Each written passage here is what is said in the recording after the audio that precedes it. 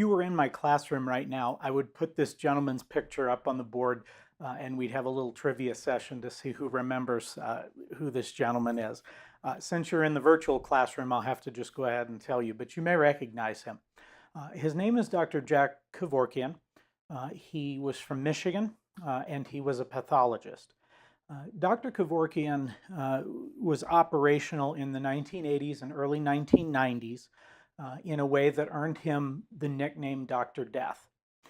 Kevorkian was a profoundly supportive individual when it came to euthanasia and giving patients a great deal of control to not only during their end of life period, but actually allowing them to choose that they wanted to pass away and that they were going to take affirmative steps to do so.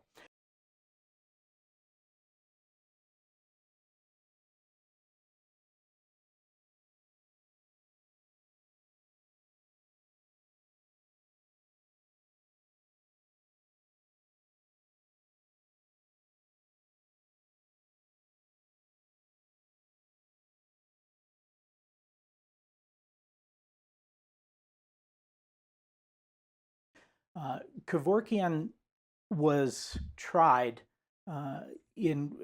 for violations of criminal law on 4 separate occasions.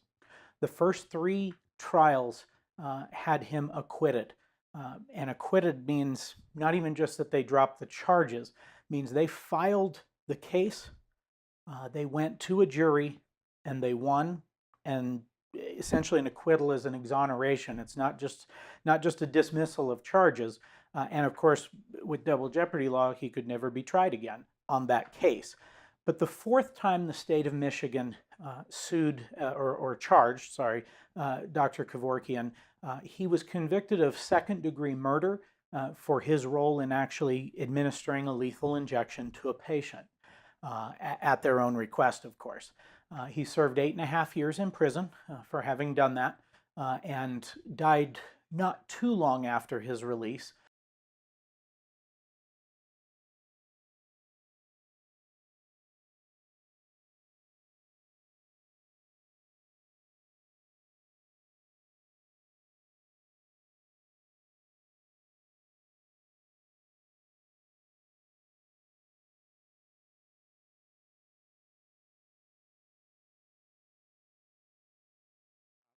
As a condition of his release from prison, he was ordered to not engage in the practice, but also not to talk about it or publicly speak in favor of it. Today, people do the same thing that Jack Kevorkian did all the time. A great deal of hospice care is similar to Dr. Kevorkian's, not necessarily his clinical methods, but even those in some cases, but certainly to his idea that patients should be able to exercise a greater degree of control over the process of dying, not only in the long term, but also in the short term, in the immediate short term. Fast forward from the early 1990s, when Kevorkian is sent to prison for second-degree murder, fast forward that to where we are now in 2019, and what you'll see is that the attitude of the country has changed dramatically, probably more than almost any other medical issue, to be favorable toward the idea that patients should actually have a lot more control over their dying hours or dying days. In many states, it's called death with dignity. In some other states, it has a different name, but the premise is always the same. The premise is that there should not be a blanket prohibition against a patient taking action to end their own life. Now, clearly that opens a Pandora's box. The reason that Kevorkian was able to be sent to prison and charged with murder rather than his previous 3 trials where he was charged with assisted suicide was because the individual who was the subject of his murder conviction was physically unable to engage in the process of taking his own life. And so something changed in that instance that was actually quite significant ethically and legally, which was that Kevorkian himself pushed the drug in this case. In all of his other cases sort of leading up to this, Kevorkian assisted and did it in a variety of ways. He didn't always use an injection, but at any rate, he still required that the patient take an active role in actually performing the task. But in the case of the gentleman in which he was finally convicted, he pushed the medication himself because the gentleman was not able to even, not physically capable of doing that, and thus a second-degree murder conviction, which was upheld several times on appeal. Obviously, our reflections on that as a society have changed dramatically, and in fact, in a legal sense, we have literally done almost a 180. From Michigan's physician-assisted suicide laws in that time period to death with dignity now, where statutes almost expressly protect a patient's right to do this. We've changed how we view that.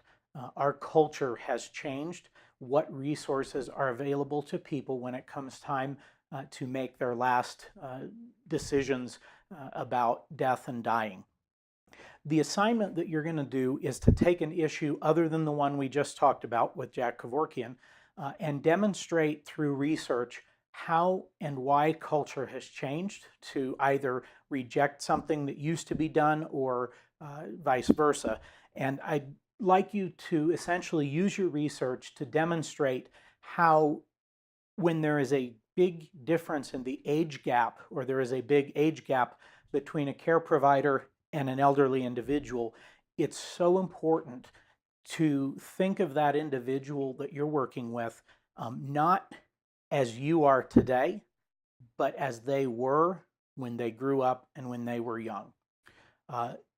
It isn't just foreign culture or spiritual or religious beliefs that impact ethical formation and decisions even about living and dying. There are societal pressures. There are gender roles that made a difference. It's incredibly common to see or hear patients of advanced age use terminology or take actions or say things that would generally be completely inappropriate in society. I have taken care of patients who still referred to people of African descent with the N-word.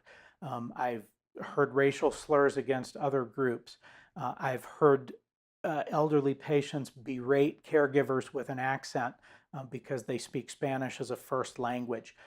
It's incredibly difficult to listen to those kinds of statements, those kinds of slurs, particularly if they're offensive to you personally.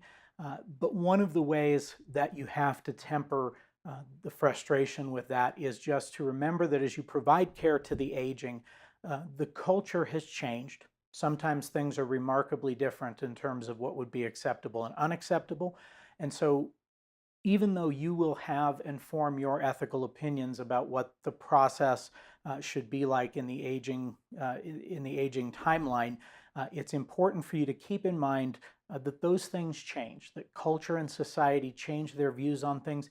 Even religion changes their view on things. If you look at some of the positions taken by prominent churches like the Catholic Church, they've had some strongly held positions about death that have been modified over the years and changed dramatically. So for this assignment, I'd like you to pick out a topic where you think that that society's view on an issue has completely changed.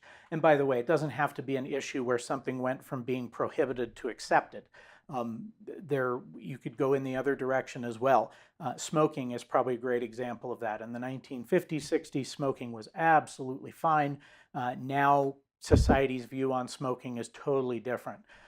Most of you are probably not old enough to remember, but I remember flying on planes that still had a no smoking sign. You could smoke on a plane. That would be perfectly normal.